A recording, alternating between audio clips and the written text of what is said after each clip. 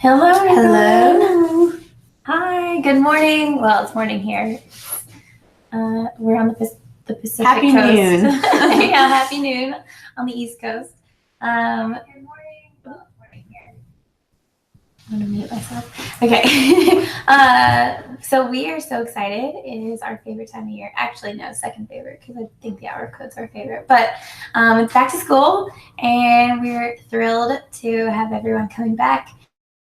We hope you guys had a fantastic summer or still enjoying your summer in some cases. So we're excited because we've been adding a lot of really cool updates and features for people. But we wanted to take the opportunity for a lot of you, this is maybe like your second or third or fourth even year using Kodable in your classroom. And every year we do a back to school webinar, but we wanted to take the opportunity to do a special one for our customers, for people who've been with us for a long time, or in some cases this is your first year, but you have experience with Kodable, and you may benefit from learning a little bit more about some of our more advanced options that we have out there, and like linking and things that you only get on a school plan that we don't necessarily have the time to do in our regular back to school webinar. So we wanted to take the opportunity to invite you all back, have a special kind of, opportunity to talk about some of these things that we get a lot of questions about throughout the school year, and just kind of head off the school year making sure that you're prepared with all of these great resources. So we have some exciting things to talk about today, and I'll let Bree's do much driving. So Yeah, we're going to start with a little bit of a refresher because obviously summer and coming back, it's always good to do. So we're just going to kind of breeze through some things that you guys may already be familiar with. And should we introduce ourselves just in case? Yeah, actually, I guess maybe some of you don't. I'm actually going to shut this door because it's going to drive me nuts. Sorry. So I'm Gretchen Huebner. I'm one of the founders of Kodable. I have probably talked to each and every one of you. I do most of the sales at Kodable. Bree recently took over as our account manager, so she's been working with all of our schools kind of over the summer. Probably worked with all of you in some capacity, either support or curriculum or your account. So anyway, you've probably heard from one of us at some point over the years. So I'm one of the founders, and Bree is our head of curriculum / new account manager. Yeah. So. All right. So we are going to go to our teacher dashboard. And so now we're going to go into our lessons. So this is a K through 5 class that we have as an example here. Excuse me. So it's going to show all of the units. Like I had mentioned briefly before, the grade level you assign to your class will put them on that pacing. So this is everything. If this were just a K class, we'd only be seeing Unit 1 and Unit 2 here. One thing that I really want to point out, I think I've done this individually with many of you, this button here where it says View Teacher Guide actually is teacher resources that include videos. So when you ask kind of, okay, what can I, where can I see all the vocab or learn about this concept? It's going to be with every unit. So Unit 1, 2, 3, 4, and so forth all have guides that go with them about that concept just to teach you a little bit about it. I know a lot of teachers have asked for kid videos. These aren't specifically designed for kids, although a lot of upper grade students have gotten a lot of value out of them. So, I mean, I don't see a problem with showing them to kids. I think they're great. I just would have made them differently if I had known they were for, kinder 1 or 2. But I think these, if you want to look to show your students a quick video to maybe kick off a unit, that's not a bad idea at all. And those videos are actually here on this teacher guide. Student creations, we're going to get into this a little bit when we talk about some of our updates and our game changes that we've made over this summer. So I'm going to save this tab for a little while. And then progress is something that we're going to get in later. I think we actually might do a special either webinar or featured video for you to send out. We did some huge progress overhauls with a lot of your awesome feedback. I'm super excited about it. I know our developers have been working really hard on this, and John did a great job. So that's going to get its own kind of special attention, I think, because it's something that's a lot bigger. Yeah, some of you may have noticed the individual class progress page has changed slightly, but actually on your, as an admin, you're going to get some extra new features that's only available to our customers. So that's going to be coming by the end of August. So you're going to have access to that for the entire school year. And we will have a special webinar for that as well. And that'll be recorded so you can check it out. We'll just kind of go over all of the cool reports that you're going to have access to. Things like class levels and comparing like different schools if you're managing multiple schools. So it's going to be pretty neat. Yeah. And then your students tab, I'm sure you're all familiar with this. You can add students here, and this is just my sample for here, so that's why you're not seeing very many, but you guys will have probably many more students than we do. Also, this is just the students relevant to this class. So again, like with assignments, your students tab at the top will be for all of your students. So many of you have multiple classes, and especially at the beginning of the school year, something that you're going to be interested in doing likely will be transferring students. So say I have 2 students, that need to go from my first grade class to a second grade class, I can easily just select those students, hit transfer, and choose the class that I'm going to put them in, and then transfer them that way. So transferring students is definitely something that you guys can do to get ready for the new school year.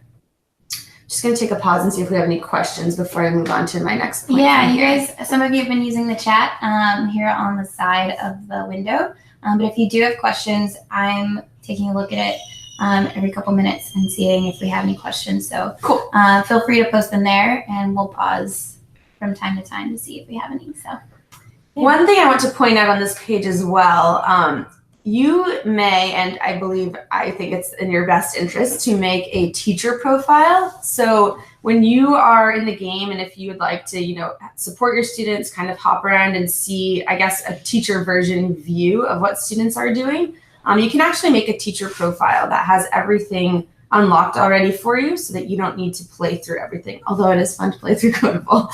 So from this Students tab, if you hit the green Create Students, you just choose the class to add yourself to, give yourself a name. I'm going to put Teacher 1 here, and then select Make this a teacher profile. And like this says, it will have lessons unlocked and completed. Create student. To log in, you'll use the same class code as your students. You'll just select your name, and that profile is automatically unlocked. So making a teacher profile definitely will help you support your students and answer any questions and just get a better understanding for what they're working on. Okay, so our next place that we're going to go to the lesson library. I think this is our favorite place in Kodable. It is, and I think it's the most underrated place. So something that we worked on over the summer, and we'll be sending this out to you all via email after the webinar with this recording. We redid our scope and sequence. So the scope and sequence that you're all familiar with and our pacing really is just related to the game level oriented Kodable lessons. So those are what appear on your class page. So it's pretty linear. Sequence has 5 lessons for kindergarten. All of them have levels that go with it, and they teach concepts that are all about sequence. The lesson library is a little bit of a supplemental kind of expansion on all of this. So we believe that for students to truly get a full understanding of coding and all of these concepts that we're teaching, it needs to live outside of just this one isolated time where we're teaching it. So we've made some supplemental lessons that you may or may not be familiar with. Some of them are really just like everyday related. We have some math integration. I know a lot of you use robotics, so we actually partnered with Wonder Workshop and did some robotics units. And all of these kind of teach our concepts just in different ways. So it's really more inclusive, and it gives you more flexibility. Something to note about all of these, you can actually save them to your class page. So I'm going to show you a little bit how the lesson library works. But our new scope and sequence does include these lessons. So it's a little more clear kind of where you go with our pacing. And that's something that we'll be sending out, like I said. But just to show you for now, at the top, you'll see there are always featured units. So these are not your typical Kodable lessons on your class page. These are extra. So these are some of our featured units. But in addition to that, you can filter out. So say you wanted to look for, kindergarten, first, second grade appropriate lessons. Maybe you're doing K through 2. If you browse through, you'll see it's a lot. But you can also filter out on the side. So say I want to do something that's math related. So here's a pizza party. unit, and this is something that if you look at, you'll see it's Common Core aligned, CSTA aligned, and then our standards, of course. They all follow the same structure as our regular lessons that you're familiar with. Some of them are shorter and more of a mini lesson, but all of them are scripted, do have the materials and the vocabulary. There's nothing that you're going to really be confused about if you've done our other lessons.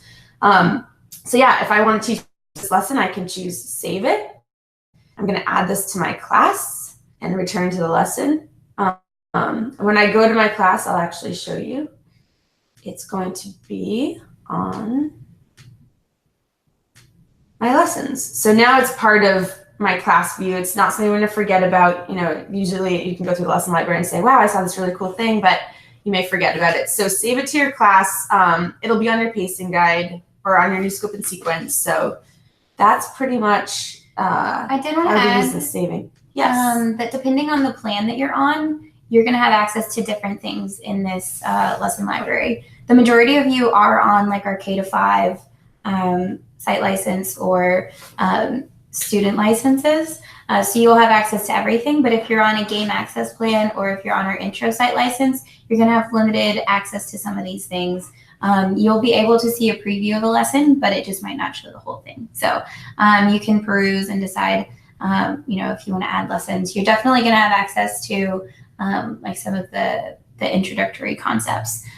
So yeah, if you have questions about any of that, you can always send us an email. Yeah, I'm happy to help. And one other thing to point out, you guys are obviously the most awesome teachers ever and write really cool lessons, and we get so inspired and excited hearing about what you're doing. So if you ever have an idea, and it can even just be like a shell of an idea of like, hey, this would be really cool. This submit my lesson button is just going to bring you to a Google form where you can tell us a little bit about your lesson, and we can either turn that into a full lesson, obviously giving you credit as the author, or you can submit a full lesson that's already complete and we can just add it to the library. So we're always looking for that too. You guys are the ones doing this and have the best ideas. So submit lessons. Definitely. So we've gotten a couple of questions. First is Carolyn was wondering if there's a way to switch a student profile to a teacher profile if it's already created. And there's not a way to do that. It's only by creating it fresh when you first make it. And then Dan is asking for all of our schools in Texas if we're going to align to the Texas TEKS. We have worked with some districts and schools in Texas before on aligning to that, but I'll let Bree. Yeah, actually, it was almost 2 years. It was 2 years ago today, actually, that we were in Texas doing this. So it's 2 years old, but we did align what we had 2 years ago to the TEKS. I'm not sure how much has changed on that end. I know we've added a lot. There would be more alignment, if anything, but I'm happy to partner with you or your school to kind of go through what you're doing and see where it aligns. So that's definitely something we can do. And we do have a PDF of that from 2 years ago, which we can send as a preliminary kind of alignment to you. So Dan, I will shoot you an email after this. Cool. Great. So now I guess we'll get into some updates that we've made before we move into the game. Sure. Two quick things that I know we want to go over are some easy ways to import your students. And then one thing that we'll show you in the game, we've made some adaptations kind of visually to be more inclusive for visually impaired students. And so that's something that we're going to show you as well. Yep. So two things that we want to make sure to cover for you all on your dashboard as far as managing is the option to work with Clever. So we're now partnered with Clever, and we offer Clever integration for logging in for single sign-on for you and for your students. And if you are on either an intro site license or a K-5 site license, you have the option to have it managed from the district. So if any of you all are managing, multiple sites and your district works with Clever, all of that becomes a lot easier for managing Kodable. So it will automatically update your student rosters and your classes in Kodable based on what's going on in Clever. You just need to go to the Clever App Store, sign in with Kodable, and then you can select what classes you want to import, and it's super simple. It works a lot like our Google Classroom integration. I'm not sure if many of you have used that. If you do use Google Classroom, you can also add students in bulk that way. It does need to be refreshed. So unlike Clever, you need to refresh it whenever you have new students in the class, but it will save, their progress and stuff. So yeah, it's pretty exciting, and we're so excited to finally be working with Clever on that. So yeah, if you have any questions about using Clever with your district or within your school, please feel free to email me. I'm happy to talk with you more about that. And if you are on a game access plan and you would like access to that, same goes for you. If you want to email me and let me know, we can talk about some of the different options and ways to get that. So cool. I'm going to go back now. I just had to log into a different profile as Gretchen was talking about Clever. We are going to show you guys how to link with your admin. So whether you are the admin or you are a teacher that at some point is going to be linked with an admin, this is something that you have privileges to, obviously, on a school plan. So the way linking works, you have an admin tab if you are the admin, and you can invite teachers to link with you. So from this admin tab, you obviously can see, all of the information about your account. This one, I only have one teacher, one class, 5 students, but you'll be able to see all of your classes, teachers and students. You'll see that this admin code you have here allows your schools to link with you. So if I click link teacher account, I can send an email to Gretchen at my school, and I can invite her to link with me, and she's been invited and will receive an email to use that code to link with our account. So her free plan will be upgraded and join my account when she accepts that email and uses that code. Yep, and that will give me access to all of the same content that you have access to as an admin. You'll be able to see all of my classes and students, but I will only see my classes. So when I add my students, then I'll just see my class. Say I'm a kindergarten teacher, I'll just see my kindergarten class, but you'll be able to see, any of the teachers that you add here. Yeah, and this is something we do get a lot of questions about. So if you forget, it's also in our help desk, which is just support.kodable.com. If you need to see that again, there's a little video in that article to show you as well. And it looks slightly different if you have, say you're working in a district and you have multiple locations that you're managing, it's going to look slightly different from this. And there are help articles that cover that as well, specifically for districts, managing licenses and things like that. So we can get into that. If you do have questions, you can feel free to give me a call. I'm sure you have my number. Cool. So let's move into the game. Do you have a specific profile you want to go on? We can use famous class. Cool. I'm going to go to game.kodable.com. We have made some really exciting changes to the game this summer. Oh, should we use a parent? Well, it's going to be. Okay, yeah. Do you want to go on? Harry Potter. Okay. Or demo, either one. Yeah, so just before we get into showing all this, some of the changes that we've made, and turn off our sound, that you may or may not be familiar with. Maze Maker, I'm sure most of you are. We did a really exciting Maze Maker challenge last year, and we had some great submissions, probably from your students. It was great to see what kids were creating. Yeah, so inspiring. Yes, it was insane. We were blown away by it. And then we released a game designer for Australia. We also have our fuzz designer, which you probably are familiar with, but maybe not. And we've added some new tutorials and videos. So yeah, lots of updates. But I think that one of the things that I really want to be sure to hit home is that the creative content is great for not only inspiring creativity, but also checking for understanding and making sure that your kids are getting a firm grasp on all of the concepts that you're teaching. Because, for example, when you're making mazes, you have to think about the solution in a different way than you would have if you were just solving the maze. And you do have to input a solution before it can be shared with the class. So it's really nice to just make sure that they're understanding the concept that they're using before they, share it. And you can challenge them. We've got a few different sample challenges in the lesson library. I think we've got 2 or 3 different there are definitely maze makers. 2 for Maze Maker. One includes conditions, which is also Maze Maker. And there's a couple extras for Power code. Yeah.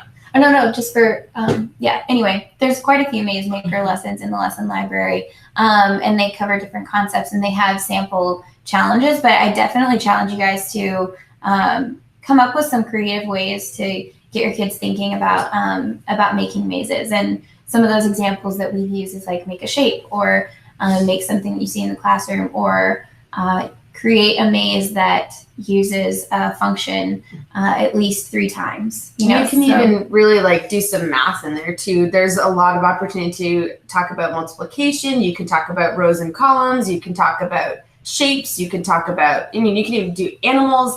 It's very flexible. And I think a lot of the student creations that we saw in our challenge really showed us even what kids could make out of this. So I think even inspiring your kids to challenge each other is something that you'll get into. Mm-hmm. So just to give you an example, kind of show you what we're talking about. This is where you can make mazes.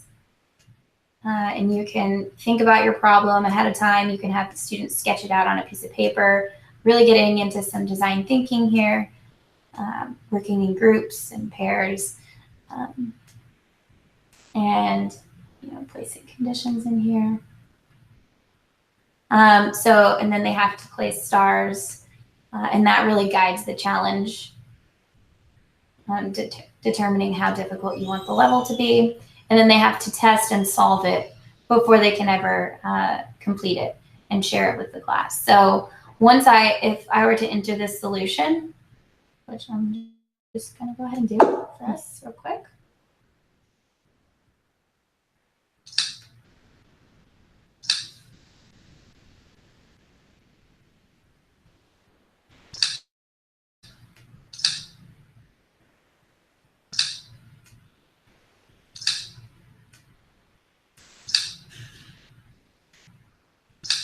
Oh, yeah. So you might notice the arrows here on my maze. That's another thing that we've added as a nice hint for students to see exactly where their fuzz is going to go. I know a lot of you, and myself included, when I'm instructing in Kodable, a lot of times I'll say, okay, let's use our finger and determine where the fuzz is going to go. This is really nice because the students can see with every command that they place where their fuzz is going to end up. Woohoo! Let's go!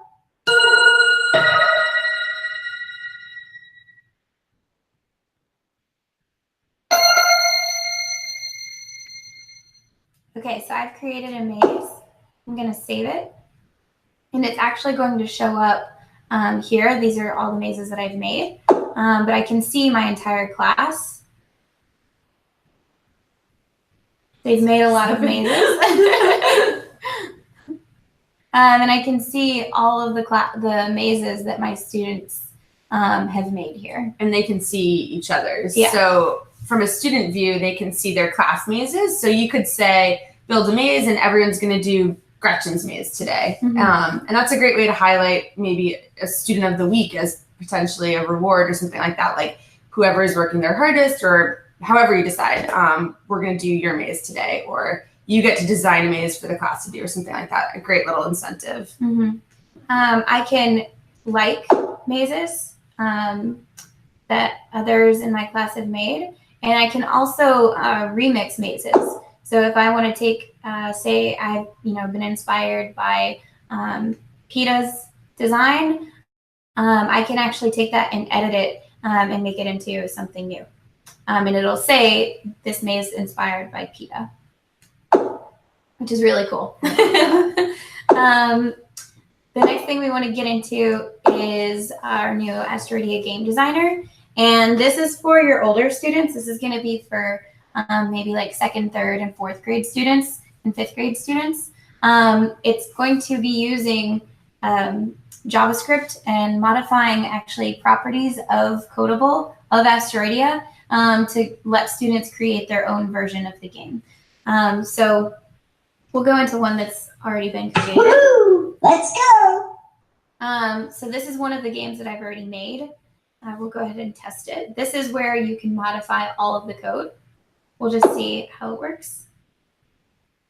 So you can see it works similarly to Asteroidia, but I've edited some of the major properties, like offering more bins, adding in rocks to make it more difficult. So we'll see.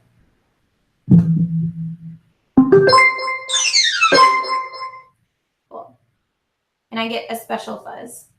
So if you want to edit this, you can modify different things like the trail on the fuzz that you throw. You can have the option for bonus fuzzes. You can have the option for more bins. All of this is going to make the game either more difficult, easier. It's going to change the game completely and fundamentally, so that it's a totally different game. You can increase the speed. So I want when I throw to be really fast. All of these things kids just love. You guys know anything that makes it act weird or do crazy things, they're safe. So I can add instructions to mine. So right now my game doesn't have a name, but I'm going to go ahead and name it.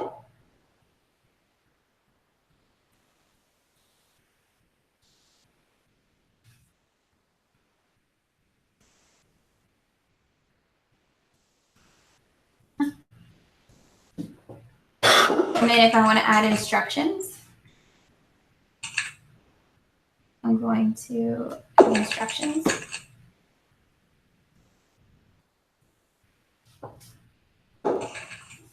And I can change the difficulty. I'm going to make it easy. So all of these are different types of variables. And you can get into this with your students in the Asteroidia lessons, talking about the difference between strings, integers, arrays, and kind of challenge them to think about what are these different properties that I'm modifying in the game designer, and how is it going to change the game? If I change, the difficulty, what is that going to change? If I change the string here for instructions, where might that show up, and what are people going to see? And then lastly, you can change what happens with the asteroids on the side. So I want to change the direction that the asteroids are going to drop. And if I change that, it's going to affect what happens in the game. So that's a quick example. It's really nice. The same thing applies when students save this. They're able to share it with the entire class and play the game with others. Okay, great. So does anybody have questions about any of this so far?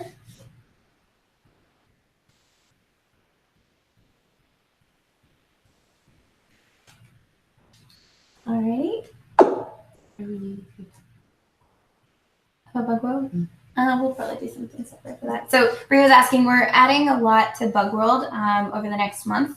So we're going to be, adding so much to it. We're going to be adding subclasses and functions. So students will be able to create their own functions and subclasses and eventually start making their own towers, and really take, so if you think of Maze Maker and Game Designer as a way for students to make their own version of Kodable, they're going to really be able to make their own version of Bug World, creating their own characters, creating their own towers, making their own slimes, a lot of really awesome stuff. And all of that will be in JavaScript, as you see it in Bug World. And we're going to be adding units in order to instruct on that in the next few months. So anyway, when that happens, we will probably do a separate announcement webinar for that, because there's so much to cover. It should be its own thing. So the last thing to cover as far as creative content is the ability to build buzzes. I'm sure you've seen your students messing around with this, but just in case you haven't, we'll go through it real quick. One thing to mention too before Gretchen shows this, all of these unlock at various different points for students. So this Fuzz Builder and Maze Maker will unlock earlier than the Game Designer. Like Gretchen said, that's for 3rd grade. If your class isn't 3rd grade, they won't get to it. So Maze Maker will unlock after the first section of conditions. So at 2.6, they'll be able to start making their own, just to add to kind of what Gretchen's saying.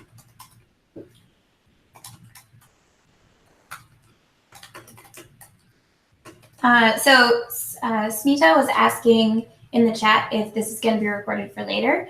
I'm just letting her know, yes, it will, and we're going to be sending out the link after we're finished. Probably editing the beginning for anybody who saw it. And there will be some additional resources included in the email that does go out too. Cool. Awesome. So back to creating my fuzz. This is a fuzz that I made previously. You can see that the body, I'm modifying the appearance of it. And I'm changing his hat property, or sorry, this is the body color. I can change that, modifying that. I can change the eyes, I have green eyes, and I can change the smile. And then I can modify the properties for, getting dressed. And so these are appearing as functions. So I can change to a mohawk and party glasses.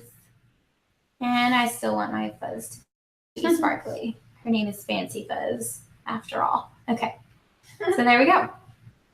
And students can create fuzzes. So the great thing about all of these creative sections is that they're actually going to appear on your teacher dashboard. So if you want to, recognize students who have kind of gone above and beyond with their creations, or who really knocked it out of the park with a challenge that you put before them, you can log into your teacher dashboard and view their maze and their fuzzes. And you can actually share that too. So if you wanted to share that with parents, say you wanted to let them know, that so-and-so went above and beyond this week in their coding class, you can go to their creations. We can. Yeah, actually, this one doesn't have any, but that's fine. Yeah. Do you want to move on to something else while I pull it up? Sure. So Gretchen's going to pull up for you guys to show you how you'll be able to print and share your student creations. I think a lot of kids, that is going to be a huge win for them to get to print and share that. One thing that we want to make sure you guys do before the school year starts to get all of these new updates and changes is to make sure your devices are set up and that your apps are updated.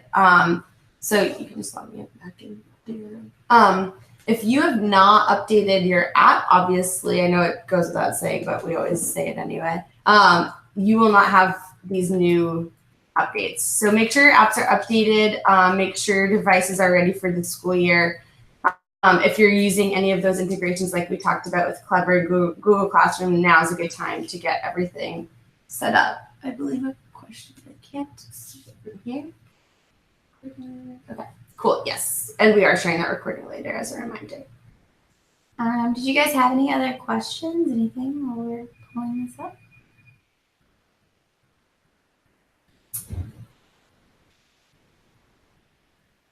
Okay, so I'm just going to my famous class, which is the class that we were just logged in with.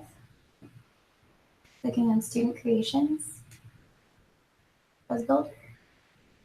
And I can actually see, wow, my students have made tons of fuzzes. Let's find Harry. And what's great about this Harry too Potter. is you can see the fuzz and then you can view the code that they actually Fancy wrote. Fuzz. Yep. So here's the code for my Fancy Fuzz that we just saw. And then I can click Share with Family. And it's going to generate a PDF for you to send home with them. So it's going to have a picture of their fuzz, and it's going to have the code that they wrote.